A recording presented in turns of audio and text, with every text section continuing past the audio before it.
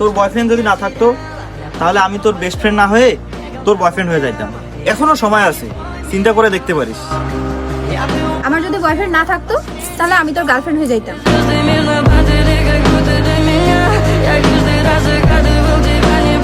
এক মিনিট দাঁড়াও, আমার বয়ফ্রেন্ড ফোন দিচ্ছে।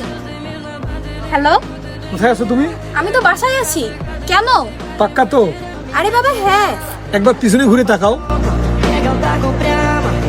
তোমার ফ্রেন্ড তোমার সাথে ফ্লার্ট করতেছে আর তুমি কিছুই বলতেছো না। তার মানে তুমিও মজা নিচ্ছ। যে মেয়ে 1% অন্য কারো হয়, ওই মেয়ের বাকি 99% আমার দরকার না। এসব তুমি কি বলতেছো বাদল?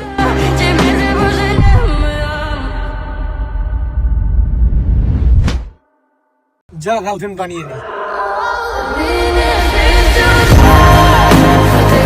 Yeah.